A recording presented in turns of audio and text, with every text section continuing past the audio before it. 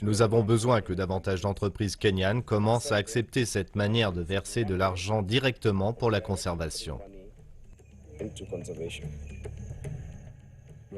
J'ai vu les gens de la Rhino Charge qui œuvrent pour la conservation de la forêt. C'est quelque chose que je voulais faire depuis des années et j'ai enfin trouvé un moyen d'agir. J'ai eu un très grave accident.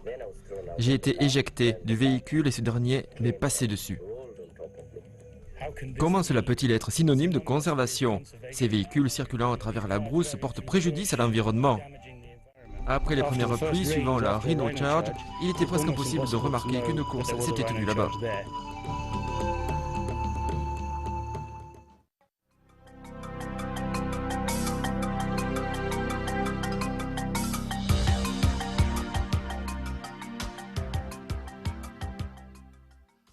La Rhino Charge est un rallye raid sur un terrain sans piste où les gagnants ne reçoivent aucune récompense pécuniaire. Au lieu de cela, ils font une course contre la montre pour récolter les fonds pour Rhino Ark, un organisme de bienfaisance qui œuvre pour la conservation des forêts du Kenya, considérés comme les châteaux d'eau du pays.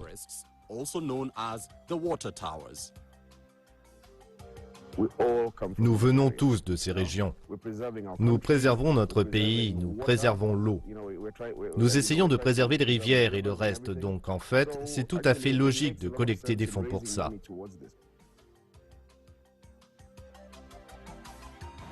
Pourquoi les rivières se tarissent-elles? Les gens coupent les arbres. Pourquoi ne les conservons-nous pas? Pourquoi ne pas arrêter cela? Pour moi, cela équivaut à de la destruction.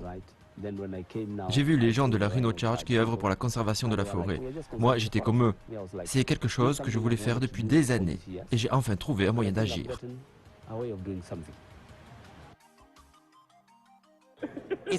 C'est une question d'engagement, mais c'est aussi une question de plaisir. Pour que cet événement continue de cette façon, tous ceux qui prennent part à l'organisation de la Rhino Charge doivent le faire sur la base du volontariat. Ça doit être amusant. La Rhino Charge doit être un événement amusant en faveur de la conservation. Tous les véhicules en compétition doivent passer un contrôle technique. Ce dernier permet de vérifier s'ils répondent à toutes les exigences pour la compétition. Les concurrents doivent ensuite assister au briefing des organisateurs prévu pour 17 heures. Au cours de ce briefing, les responsables décrivent les modalités relatives à la course et toutes les mesures de sécurité que les concurrents et les spectateurs doivent respecter en cas de détresse.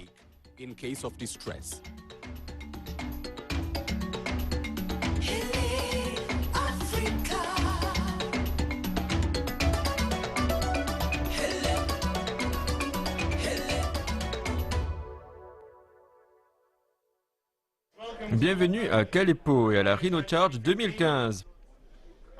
J'espère que vous vous amusez bien. Il y a des éléphants sur ce site, ok, pas mal de gros, et je suis sûr que certains d'entre vous en ont rencontré un ou deux dans vos camps. Veuillez ne pas trop vous éloigner de votre véhicule, sinon vous risquez d'être pris en chasse. Voici la procédure que vous devez suivre en situation d'urgence, en cas d'urgence médicale. Appuyez 2 fois sur le bouton d'alarme. Ce qu'on fera alors, c'est d'envoyer l'avion sur le lieu où vous vous trouvez pour vérifier si vous avez sorti le drapeau. Si vous avez sorti le drapeau sanitaire, l'hélicoptère sera immédiatement mobilisé, ok? Donc, si vous avez une épine dans le pied, s'il vous plaît, ne sortez pas le drapeau médical. Les tiques ne sont pas aussi nombreuses que je le pensais, mais pour éviter leur morsure, enroulez un ruban adhésif autour de vos chevilles ou de vos bras si vos membres ne sont pas couverts. Mais à l'envers, de telle sorte que la plante soit à l'extérieur. Ainsi, elles ne pourront pas ramper sur vous et vous pourrez les enlever. Il y a des scorpions, mais ils ne sont pas à votre recherche. Pour la plupart d'entre eux, le danger, ce sont les toilettes. Veuillez donc bien regarder avant de vous asseoir.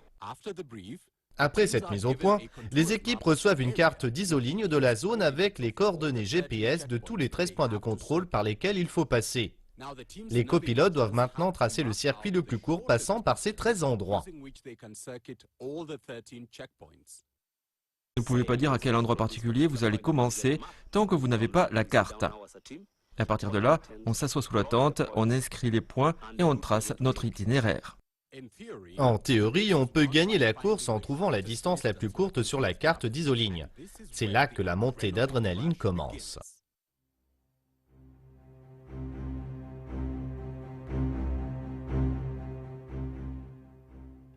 Anthony est le copilote de John. Il est ingénieur aéronautique et designer de formation. Les chances de gagner la course dépendent de lui et de ses coéquipiers, particulièrement de leur capacité à tracer le circuit le plus court possible, passant par les 13 points de contrôle. C'est une tâche extrêmement difficile pour l'équipe. C'est le plus gros de la compétition. Tous ces gens sont venus ici et ils dépendent de nous deux. Si on se plante, c'est fichu. Retour au camp de Peter. La technologie est mise à profit. On a le GPS et en fait, on a souscrit un service d'imagerie par satellite appelé Bird's Eye. Comme on avait une petite idée du lieu où allait se tenir la Rhino Charge, on a fait ce qu'on appelle un cache pour avoir une vue d'ensemble du terrain via l'imagerie satellitaire. Ainsi, quand on fera le tracé, on pourra voir les points sur la carte par satellite et prendre de meilleures décisions sur les itinéraires à emprunter. Voilà pourquoi on utilise un ordinateur.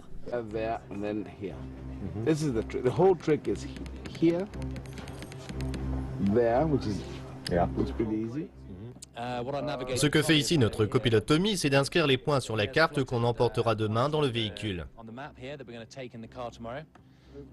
On va aussi les transférer sur notre GPS. C'est vraiment important d'avoir une carte papier, tout comme le GPS, parce qu'elle nous montre toutes les montagnes, toutes les rivières et les courbes. Elle ne nous dit pas où sont les animaux sauvages. On nous a dit qu'il y a des éléphants.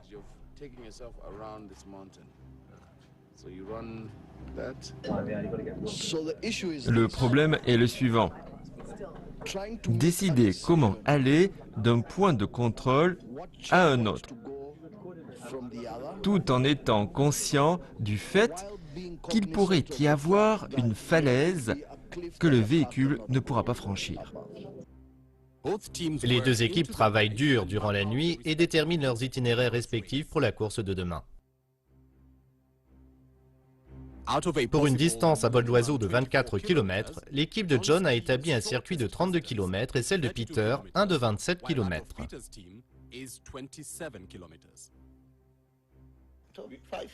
On va faire un circuit de 32 km. On est là pour gagner. Ce qui est sûr, c'est que d'une façon ou d'une autre, on sera sur scène pour recevoir un prix. Je pense que pour la première fois depuis longtemps, le véhicule est bon. La collecte de fonds a été fantastique. Je pense qu'ils ont réparé les faiblesses qu'avait le véhicule. Tous ces problèmes ont été résolus. Ils ont vraiment travaillé là-dessus. À mon avis, il n'y a aucune raison qu'ils ne puissent pas gagner.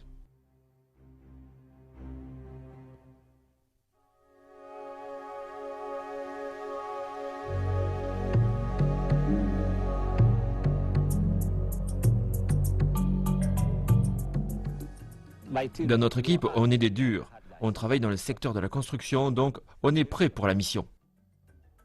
On va très bien s'en sortir. C'est une très bonne équipe qu'on a établie. Cette année, on a construit un véhicule qui, selon nous, va très bien marcher.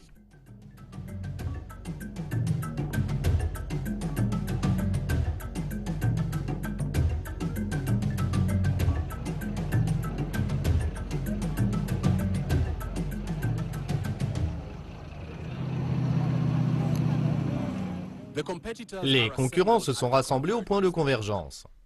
La Rhino Charge n'est pas un rallye ordinaire où tous les coureurs sont derrière la même ligne de départ. Les 65 concurrents sont dispersés aux différents points de contrôle. De là, chaque équipe doit décider quel itinéraire prendre, tout en s'assurant de passer par tous les 13 points de contrôle.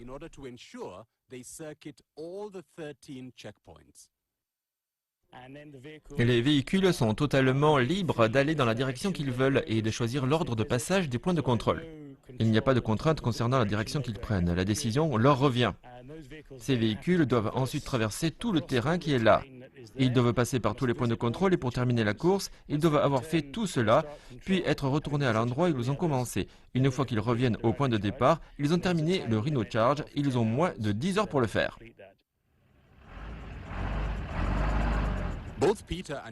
Peter et John sont à leur point de départ. Comme la plupart des concurrents, ils sont anxieux et comptent le temps qui reste avant le début de la course prévue à 7h30.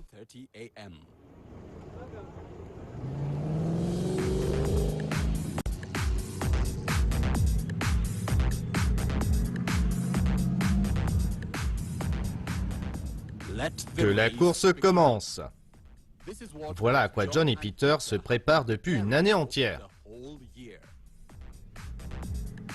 Alors que certains optent pour une approche prudente au départ, d'autres foncent tout droit dans la forêt et disparaissent vite dans l'épaisse végétation.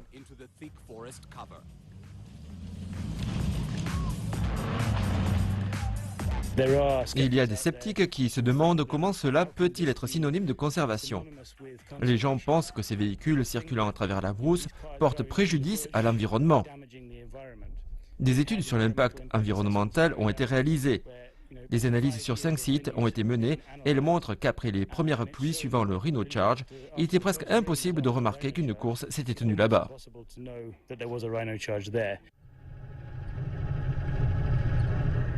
John essaie de s'en tenir à sa stratégie consistant à utiliser l'itinéraire le plus court qu'ils ont tracé.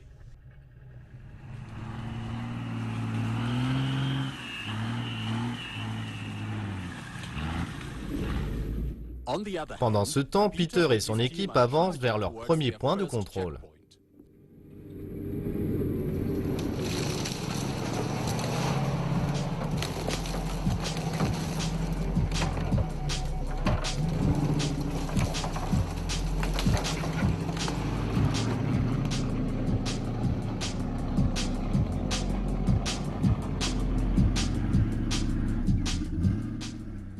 Le rallye bat son plein et les concurrents se présentent à différents points de contrôle.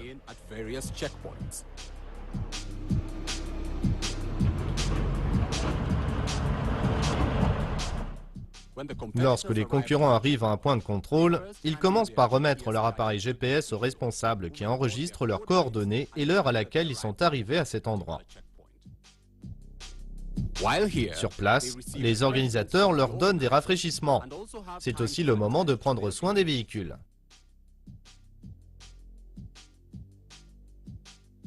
Ces points de contrôle sont les seuls endroits de la course où les spectateurs peuvent regarder ces véhicules en action.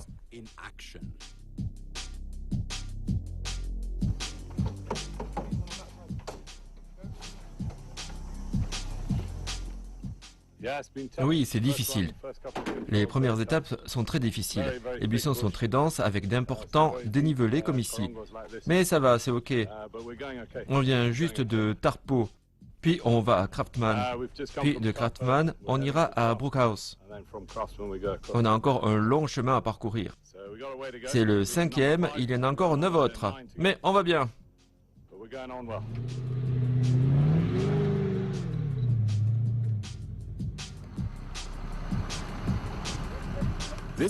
Cette équipe a été contrainte de se retirer de la course en raison d'une panne électrique. On était en train d'utiliser le treuil quand la batterie a lâché.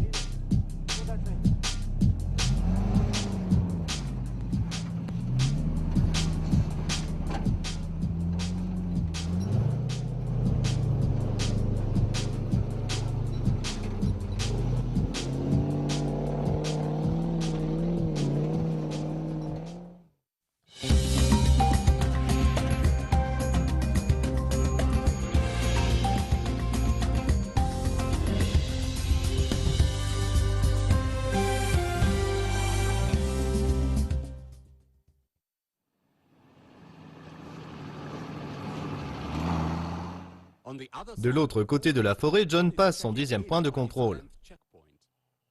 Lui aussi a eu quelques difficultés avec son véhicule. On a cassé le blocage du différentiel, puis les axes. On a dû en enlever un et maintenant on roule avec 3. En fait, 1. Le terrain qu'on traverse est mauvais. Peter et son équipe ont déjà eu 2 crevaisons et l'une de leurs roues de rechange est complètement inutilisable.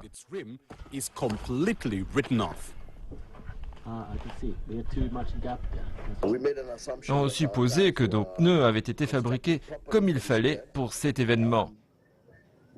Mais ils ne l'étaient pas. Voilà où on en est. Ils parviennent à réparer et reprennent la course. On a réussi à réparer. On est donc prêt à reprendre la course et c'est un beau véhicule qui ne fait pas des siennes. On est prêt à partir. Un biscuit, c'est quelque chose qu'il faut avoir sur soi, tout comme de l'eau. No guys in the car. Yeah. No. I don't trust any mechanic.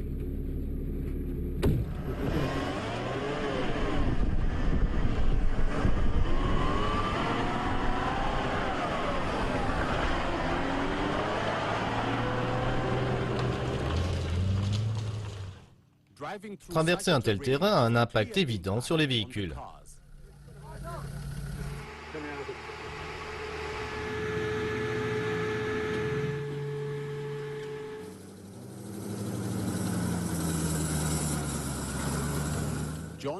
John vient d'arriver à un autre point de contrôle. Après avoir rempli, il consulte son copilote et repartent en direction de leur prochain point de contrôle.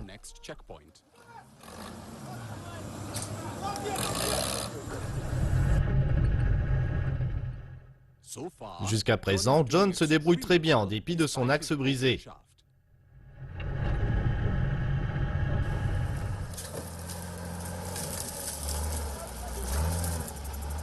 Mais il est très inquiet. Combien de temps l'axe tiendra-t-il? Va-t-il le forcer à quitter la course?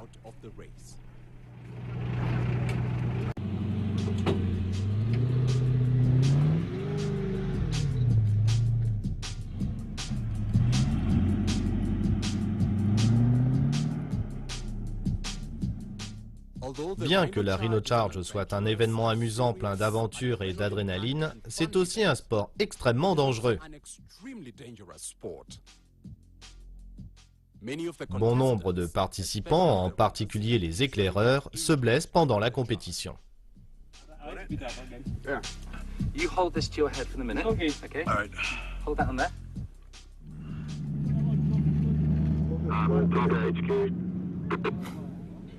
HQ, this is Topper, over. Okay, we've diverted the Rivercross guys to come and look at car number 12 because it's still not charged. Les organisateurs ont eu vent du fait que le véhicule d'un concurrent a pris feu. Un hélicoptère de sauvetage a été envoyé sur les lieux. We also need to alert the aircraft, I think. Okay, that will do. HQ, did you also read that?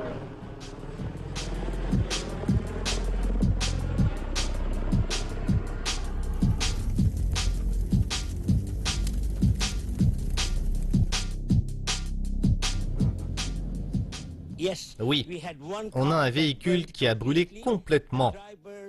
Le conducteur est sorti à temps, mais le copilote s'est brûlé le bras droit du coude jusqu'au doigt en essayant de s'extraire du véhicule. Il n'y a seulement que 2 ou 3 petites zones où c'est brûlé au 2e degré. Le reste l'est au 1er degré. Il a eu beaucoup de chance. Il n'y a aucun dommage au niveau des voies respiratoires, il respire bien. Il est maintenant assis sous une tente en train de prendre sa première bière.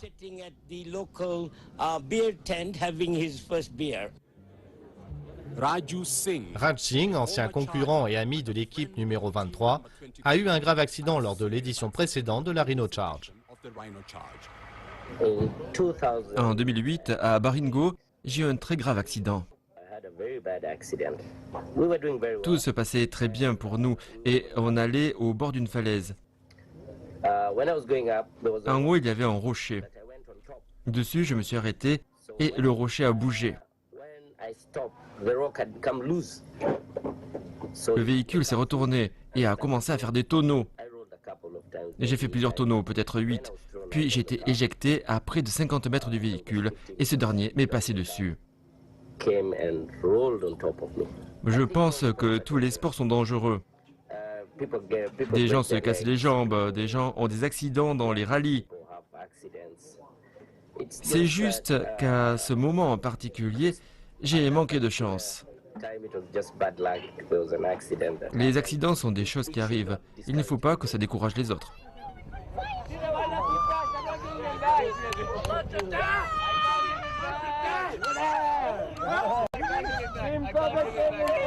Nous sommes simplement heureux d'avoir terminé, c'est tout.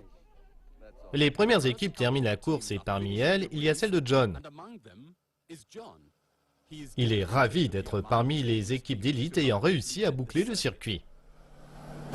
On a terminé, puis on est allé remorquer Ian qui était coincé quelque part. Donc on a terminé, puis on est retourné sur le terrain pour essayer de débloquer Ian.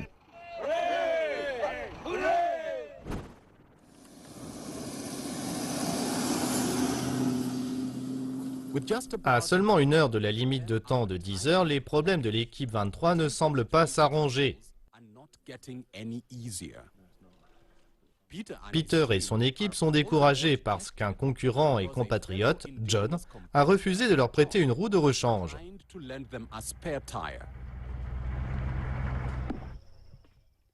Ils sont finalement contraints d'abandonner la course. Retour au camp de l'équipe 23. L'ambiance est morose. Peter se sent trahi par quelqu'un en qui il avait confiance. Vous savez, quand il y a un problème, vous donnez. C'est comme ça. Il y a 6 ans, on a obtenu le prix Victor Lotterdorum parce qu'on a prêté un capot le matin et on a arrêté la course.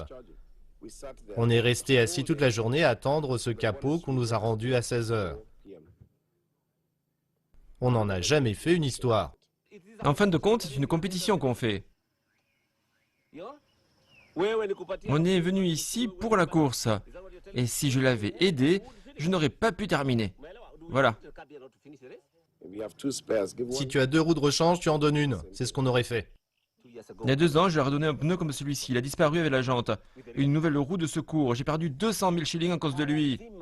Vous imaginez? Eh bien, de l'eau a coulé sous les ponts. Je ne veux même pas répondre à ça. C'est toujours comme ça avec lui. C'est un problème récurrent. Ça ne date pas d'aujourd'hui. Je lui ai déjà donné un pneu avec une jante, en ami. Ce n'est pas à moi qu'il me l'a donné.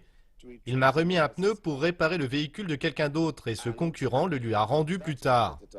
Il y a 4 ans, je l'ai encore secouru.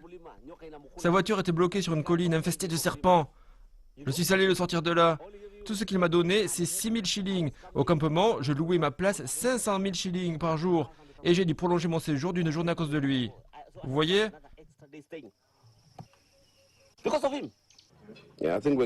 Je pense qu'il est question ici d'esprit sportif. On souligne le fait qu'on vient de communautés pour lesquelles on collecte des fonds. Et voilà pourquoi nous disons que nous avons besoin de récolter de l'argent en tant que Kenyans autochtones. Désolé de le dire comme ça.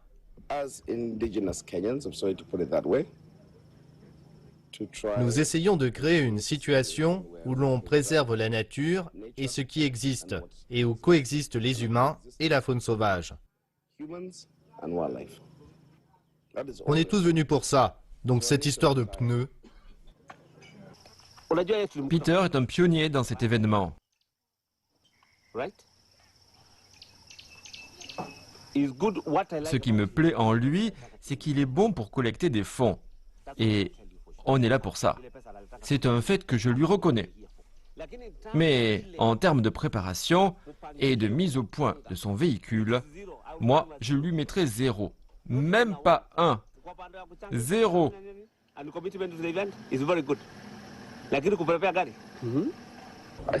Je pense qu'on apprend dans toutes les compétitions que même si vous pensez que vous êtes bien préparé, il y a toujours quelque chose que vous pouvez oublier. Voilà la leçon. Il y a un proverbe qui dit « Si tu veux faire rire Dieu, parle-lui de tes projets ».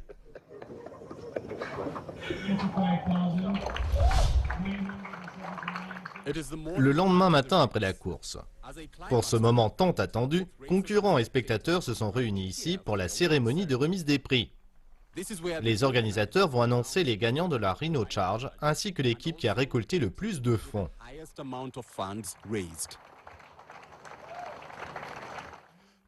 Malheureusement, le nom du gagnant du rallye sera annoncé plus tard informatique dans la compilation des résultats GPS.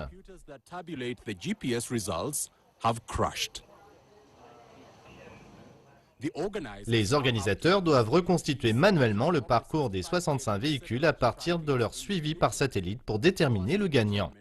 Dans la catégorie collecte de fonds, par contre, l'équipe de Peter Kinyua a fait un très beau résultat.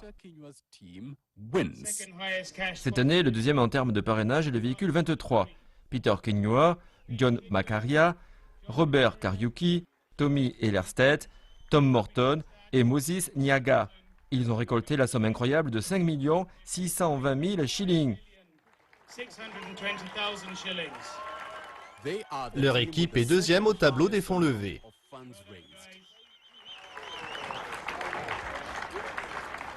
C'est une consolation en dépit du fait qu'ils n'ont pas terminé la course. L'équipe qui a réalisé la plus grande levée de fonds est encore une fois celle d'Alan McKittrick et de ses 5 coéquipiers.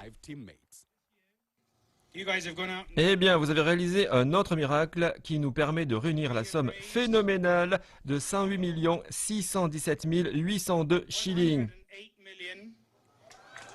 C'est le montant le plus élevé jamais réalisé. C'est formidable. Merci à vous tous, parce que ce n'est pas facile de récolter des fonds. Mais cela montre que vous croyez vraiment en ce que nous essayons de réaliser tous ensemble. Et cela témoigne de ce que vous avez accompli. Merci du fond du cœur. Je suis impatient de vous revoir en 2016.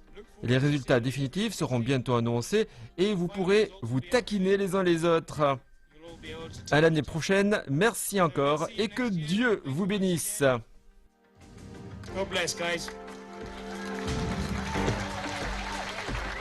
Après le décompte manuel des résultats, il a été annoncé des semaines plus tard que le véhicule numéro 48, piloté par Mark Glenn, un Kenyan d'origine anglaise, était le premier. John s'est classé 35e et Peter, même s'il n'a pas terminé la course, est 51e. Seuls 41 véhicules ont terminé la course.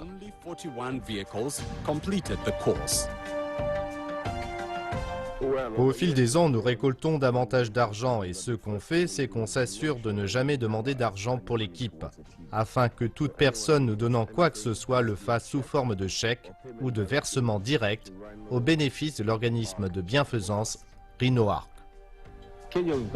Avec Kinyua, on a parcouru un très long chemin ensemble. Pour ce qui est de la collecte de fonds, il est très bon.